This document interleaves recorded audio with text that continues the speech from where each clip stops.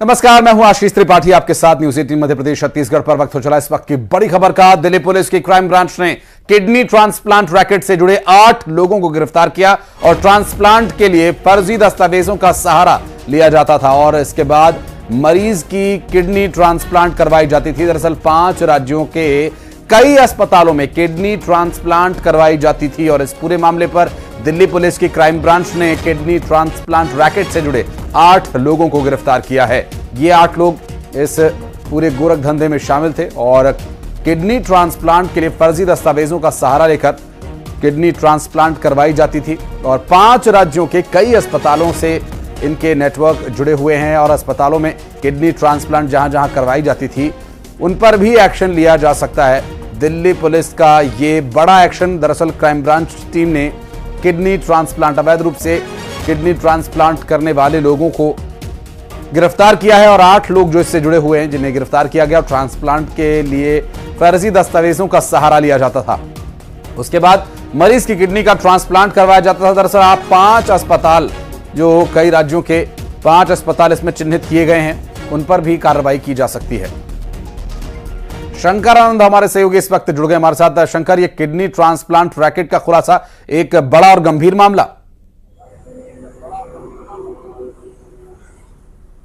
निश्चित तौर पर देखिए, जिस तरह से दिल्ली पुलिस की क्राइम ब्रांच ने एक बड़ी कार्रवाई को अंजाम देते हुए जिस तरह से 5 राज्यों में एक बड़े सर्च ऑपरेशन को अंजाम दिया और उसके बाद किडनी रैकेट से जुड़े मामले का पर्दाफाश किया है और जिस तरह से इस मामले में 8 आरोपियों की गिरफ्तारी हुई है, तो इस मामले में 8 गिरफ्तारियों का जो वास्ता है कई अलग अलग राज्यों से है और जिस तरह से इस मामले में मध्य प्रदेश, उत्तर प्रदेश और राजधानी दिल्ली, एनसीआर, इसके साथ साथ कुछ अन्य जो इलाके हैं बकायदा वहां से भी इस मामले में कनेक्शन जुड़ता हुआ नजर आ रहा है। लेकिन किस तरह से कनेक्शन जुड़ा हुआ है और किन किन राज्यों में किडनी ट्रांसप्लांट, इसके साथ साथ अन्य ऑर्गन ट्रांसप्लांट करने के नाम पर जिस तरह से एक रैकेट चलता था, इन तमाम मामलों पर विस्तार से तफ्तीश की जा रही है और इस मामले पे 8 जो आरोपी जिन्हें गिरफ्तार किया गया है, आज इनसे इस मामले में विस्तार से पूछताछ की जाएगी कि किस तरह से उपयोग की भूमिका रही है। और जिस तरह से इस मामले की अगर बात करें तो इस पिछले कुछ समय पहले भी कुछ अन्य आरोपियों की गिरफ्तारी हुई थी। आरोपियों से जब विस्तार पूछताछ की गई तो उसके बाद कुछ नए इनपुट्स निकल के सामने आए थे। उसके बाद क्राइम ब्रांच की टीम के द्वारा इस मामले में एक बड़ी कार्रवाई को अंजाम दिया गया है। हालांकि इससे पहले जो पिछले 2 सप्ताह पहले एक सर्च ऑपरेशन और कुछ आरोपियों को गिरफ्तार किया गया था, उस मामले में बांग्लादेशी आरोपियों की जो भूमिका है वो निकल के सामने आई थी कि बांग्लादेश मूल के रहने वाले कुछ आरोपियों की जो भूमिका है वो इस मामले में थी और लाखों रुपए लेकर एक पीड़ित से लगभग जो है कुछ पैसे दे करके तकरीबन 25 से 30 लाख रुपया एक जो कहा जा सकता है शख्स से पैसे लिए जाते थे और उसके बाद इस मामले में जो अन्य आरोपियों की भूमिका होती थी उन तमाम आरोपियों को पैसे दिए जाते थे। तो एक तरह से कह सकते हैं कि इसी मामले पे यह पार्ट 2 है और इस मामले में जिस तरह से 8 आरोपियों की गिरफ्तारी हुई है, तो कहा जा सकता है कि इस मामले पर जब उन लोगों से विस्तार से पूछताछ होगी, बिल्कुल, तो और क्योंकि अन्य राज्यों में कई अस्पतालों से भी इनके कनेक्शन है, शंकर उस पर भी डिटेल्स लेंगे आगे आपसे। बहुत बहुत शुक्रिया फिलहाल आपका इस पूरे मामले पर जानकारी देने के लिए। गुजरात में अपने पांव पसारने के बाद चांदीपुरा वायरस ने महाराष्ट्र, राजस्थान और मध्य प्रदेश में बच्चों को अपनी चपेट में लिया और इसकी चपेट में सबसे ज्यादा गुजरात के बच्चे आए और गुजरात के 6 जिलों में यह वायरस महामारी की तरह फैलता जा रहा है। गुजरात में बच्चों के दुश्मन कहे जाने वाले चांदीपुरा वायरस का खौफ बढ़ गया है। चांदीपुरा तेजी से गुजरात के बाहर भी पैर पसार रहा है। गुजरात में चांदीपुरा वायरस से अब तक 15 बच्चों की जान जा चुकी है। डॉक्टरों के मुताबिक वायरस सीधे बच्चों के दिमाग पर असर डालता है। फेटल डिजीज है क्योंकि बहुत कम समय में 24 से 48 घंटे में ये ब्रेन की पकड़ लेता है और मोर्टेलिटी हो जाती है। गुजरात के चांदीपुरा वायरस के बढ़ते कदमों को रोकने के लिए राज्य सरकार ने भी सभी जिलाधिकारियों के साथ बैठक की और उनके अलावा स्कूलों को भी निर्देश दिए। 7 के अभी परीक्षण आगे आ भी गए हैं, उसमें एक ही पॉजिटिव कंफर्म हुआ है, बाकी के 6 नेगेटिव है और उसके लाइन ऑफ ट्रीटमेंट भी उसकी कोई पर्टिकुलर दवाई नहीं है, लेकिन सिम्टोमेटिक दवाई के तौर पे उसको क्योर किया जा सकता है। चांदीपुरा वायरस गुजरात के 6 जिलों में तो कहर बनकर टूट रहा है। महज 24 से 48 घंटे में ही बच्चों की इससे मौत हो जाती है। और धार में जमीन के विवाद को लेकर एक ही परिवार के दो पक्ष खेत में आपस में भिड़ गए। दरअसल नौगांवा खुर्द गांव में विवाद के दौरान दोनों पक्षों में जमकर लाठी और डंडे चले, जिसमें 7 लोग घायल हुए बताए जा रहे हैं। घायलों में से एक की हालत गंभीर बताई जा रही है और उसे इंदौर रेफर किया गया है। शिकायत के बाद कानवन थाना पुलिस ने इस पूरे मामले में कार्रवाई शुरू कर दी और इसकी तस्वीर आपको दिखा दें। ये देखिए, ये विवाद जब हुआ तो वहां जमकर मारपीट हुई, लाठियां चली, वहां पर एक दूसरे पर हमला करते नजर आए दो पक्ष। और ये देखिए किस तरह से एक बुजुर्ग पर एक शख्स लाठियां चला रहा है और बुरी तरह से घायल इस तस्वीर में भी आप देख सकते हैं। और बेहद गंभीर चोट आई है यहां मारपीट में। धार से ये पूरा मामला सामने आया। और मैहर के सिविल अस्पताल में फोन चोरी करने को लेकर जमकर मारपीट हुई। दरअसल आरोप है कि 2 युवकों ने एक सफाई कर्मचारी का फोन चोरी कर लिया था और जब दोनों आरोपी पकड़े गए तो मारपीट पर उतर आए। अस्पताल में युवकों और कर्मचारियों के बीच जमकर लात घूंसे चले। मारपीट की घटना होता देख पुलिस को इसकी सूचना दी गई। मौके पर पहुंची पुलिस ने दोनों आरोपियों को गिरफ्तार कर लिया है। अब मारपीट का वीडियो तेजी से वायरल हो रहा है।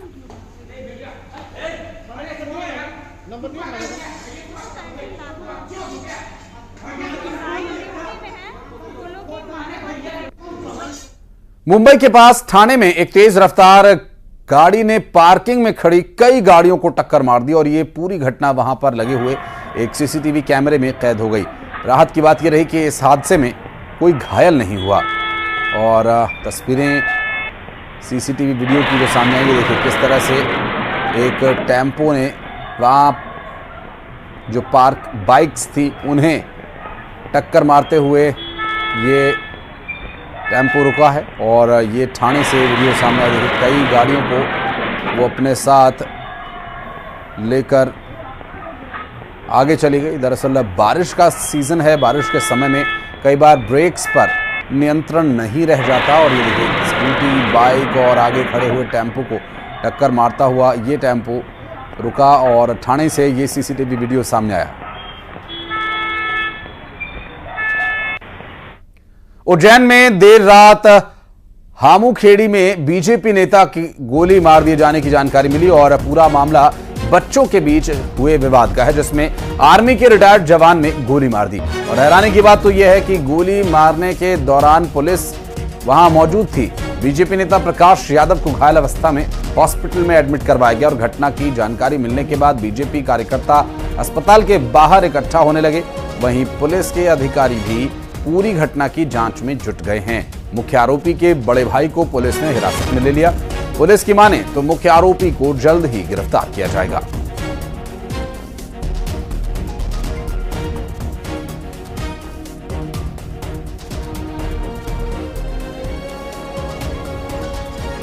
ये पूरा विवाद बच्चों के बीच शुरू हुआ था और बढ़ते बढ़ते यहां तक आ पहुंचा। और राजधानी भोपाल में तेंदुए के आतंक की जानकारी मिल रही है। दरअसल बकरी फार्म में एक तेंदुआ घुसा और तेंदुए ने बकरी का शिकार किया। फार्म में बकरियों पर हमला किया तेंदुए ने। सीसीटीवी कैमरे में इसकी तस्वीर भी रिकॉर्ड हुई है। जानकारी मिल रही है कि ये भोपाल के एक फार्म की तस्वीर है और राजधानी भोपाल में तेंदुए का आतंक बताया जा रहा है, जहां बकरी फार्म में एक तेंदुआ घुसा और तेंदुए ने बकरी को शिकार बनाया। फार्म में बकरियों पर हमला किए जाने की सीसीटीवी वीडियो भी सामने आया है। इस पूरे मामले में अभी तक जो डिटेल्स सामने आई हैं उसमें बताया जा रहा है कि फार्म में बकरियां मौजूद थीं और उन्हीं बकरियों के शिकार के लिए तेंदुआ वहां आ पहुंचा और तेंदुए ने फार्म में घुसकर बकरी को शिकार बनाया। और ये जो पूरा घटनाक्रम है सामने आया, इसका एक सीसीटीवी वीडियो भी दिखाएंगे आपको। दरअसल अभी जो जानकारी मिल रही है वो ये कि राजधानी भोपाल में तेंदुए का आतंक देखने को मिल रहा है। एक बकरी फार्म में घुसा तेंदुआ और बकरी को बनाया शिकार। और ये देखिए तस्वीरें, जब तेंदुए के वहां पर होने की जानकारी बकरियों को लगी तो भगदड़ मच गई अचानक बकरियों में। और ये देखिए किस तरह से तेंदुए ने लपक कर एक बकरी को दबोच लिया और एक फार्म में जहां बकरियां कैद थी और बकरी में एक बकरी को लेकर वो उसी रास्ते से वापस भी निकल गया। और देखिए किस तरह से तेजी के साथ लपक कर उसने बकरी पर हमला किया और एक बकरी को वो उठाकर अपने साथ ले गया। और ये देखिए, ये तस्वीर सीसीटीवी कैमरा भोपाल से सामने है। शैलेंद्र, ये किस जगह पर फार्म स्थित है और तेंदुए का इस तरह से फार्म में आना, रिहायशी इलाके में भी इस तरह से जा सकता है तेंदुआ, क्या डिटेल्स मिल पा रही हैं? देखिए, भोपाल का जो कोलार इलाके के पास मदर बुल फार्म है और वो रातीबड़ के जंगल है, तो वहां पर रातापानी क्षेत्र में इस तरह के लगातार मामले आते रहे हैं। टाइगर का मूवमेंट देखा गया है।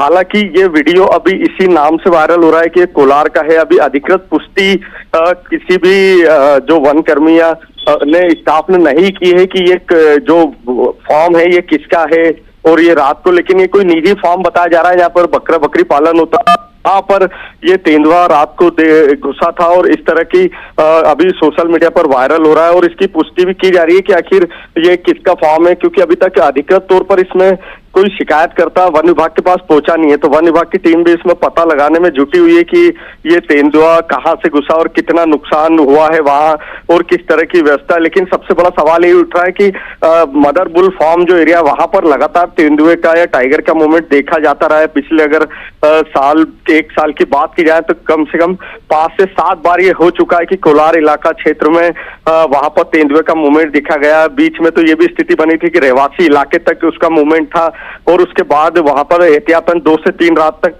पूरी फॉरेस्ट की टीम लगातार लगी हुई थी और उसके बाद जब तक वहां से तेंदुआ वापस जंगल की तरफ नहीं गया, निगरानी रखे हुए थे। तो कहीं ना कहीं बार बार ये सवाल उठा है कि जंगल कम हो रहे हैं और जो ये तेंदुए या टाइगर जो प्रजाति ये बाहर शहर की तरफ आ रही है। तो अभी इसी को लेकर वन विभाग इसमें अधिकृत तौर पर पुष्टि करेगा कि क्या कहां पर इसने शिकार किया और क्या स्थिति है। बहुत शुक्रिया आपका इस जानकारी के लिए। और ग्वालियर में 9वीं की छात्रा के साथ गैंगरेप किए जाने का एक मामला सामने आया। दरअसल 1 जून को चलती कार में 3 दोस्तों ने छात्रा के साथ गैंगरेप किया और इस वारदात का वीडियो बनाया गया और वीडियो को वायरल किया गया। बताया जा रहा है कि छात्रा ने सोशल मीडिया के जरिए आरोपियों से दोस्ती की थी और वीडियो वायरल करने के बाद पीड़िता ने इस पूरे मामले पर शिकायत दी है। अब मामले में आरोपियों के खिलाफ पॉक्सो एक्ट, गैंगरेप और आईटी एक्ट के तहत मामला दर्ज किया गया है।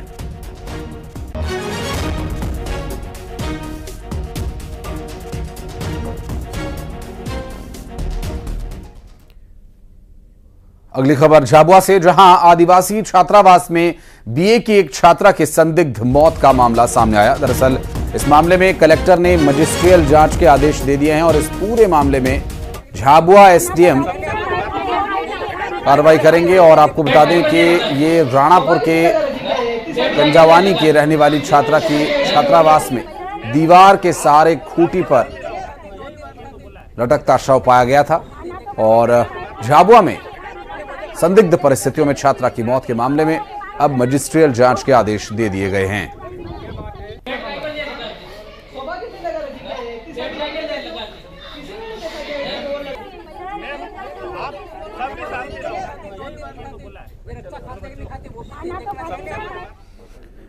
और अशोकनगर में आकाशीय बिजली का कहर देखने को मिला। दरअसल शाधौरा थाना क्षेत्र के बजरिया चक्का गांव में धान की रोपाई में लगे मजदूरों पर आकाशीय बिजली गिरी। इसमें 2 महिलाओं की मौके पर ही मौत हो गई, जबकि 5 अन्य बुरी तरह से झुलस गए। खेत में उस वक्त कुल 19 मजदूर काम कर रहे थे और झुलसे हुए लोगों को अस्पताल में भर्ती कराया गया है। अशोकनगर से पूरा मामला सामने आया, जहां 5 लोग झुलस गए इस हादसे में, जिन्हें अस्पताल में भर्ती कराया गया है। आकाशीय बिजली गिरने की वजह से यह हादसा हुआ। 2 महिलाओं की मौके पर ही मौत हो गई, जबकि 5 अन्य इसमें बुरी तरह से झुलस गए।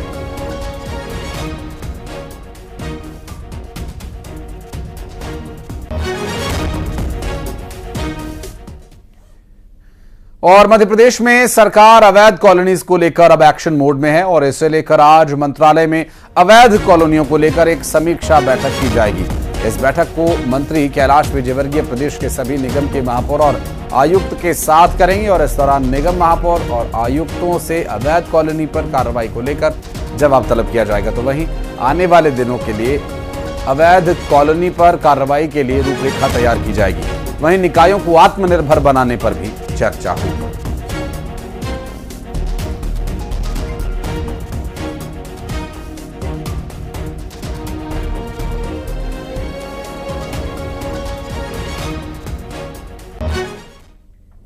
रायसेन में तेज रफ्तार का कहर देखने को मिला।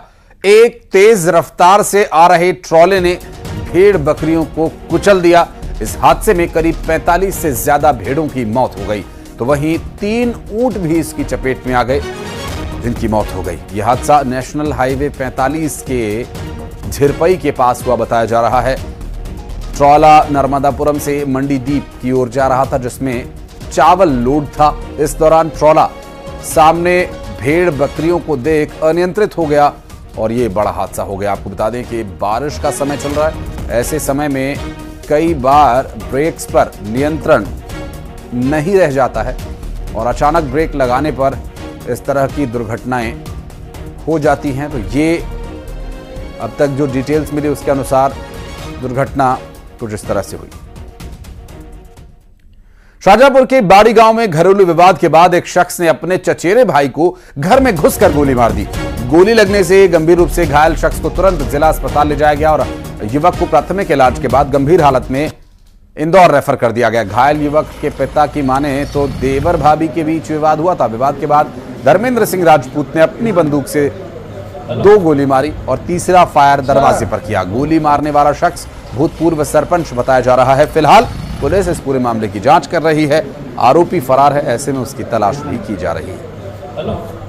मेरा वो भतीजा लगता है, वो जैसा आया था जहाँ तक मेरा की बंदूक लाई हट गए, जहाँ तक बंदूक खिलाई मेरा बच्चा फाटक में हिट गया, जहाँ तक उसने बंदूक चली। कहाँ पे मारी बंदूक? अपना घर पे ही। कौन सा गांव आपका? बाड़ी गाँव। बाड़ी गाँव। कई माना थोड़ी लड़के वो धन में होना कारण से यह कारण से तो शाम को गोली मार दी। शाम के आते से गोली मारी होती है, दारू से क्या डायरेक्ट गोली मारी होती है। उनको इनके बड़े पापा के लड़के हैं धर्मेंद्र सिंह, इनका कुछ आपस में घरेलू विवाद हुआ और उस बात को लेकर इन्होंने जो धर्मेंद्र सिंह है उन्होंने गब्बर सिंह के ऊपर बंदूक से फायर कर दिया, जिसमें गब्बर सिंह घायल हो गए हैं, जिनका इलाज अस्पताल में हो रहा है। हम लोग अभी FIR करने के। और सक्ती में स्कूली बच्चों से मजदूरी करवाए जाने का एक वीडियो वायरल हुआ। स्कूली बच्चों को शिक्षकों ने फावड़ा थमा दिया और मजदूरी करते समय वो पास में ही खड़े नजर भी आए। दरअसल 16 जुलाई का ये वीडियो बताया जा रहा है, जिनमें बच्चों से देखिए किस तरह से झाड़ झंखाड़ में उन्हें उतार दिया गया। यदि यहां पर कोई कीड़ा या कोई जहरीला कीड़ा उन्हें काट ले तो इसका कौन जिम्मेदार होगा? शिक्षक महोदय ठेकेदार की तरह कमर पर हाथ रख के खड़े हैं और बच्चों से मजदूरी करवाई जा रही है। स्कूल के प्रांगण में उनसे झाड़ियां साफ करवाई जा रही हैं।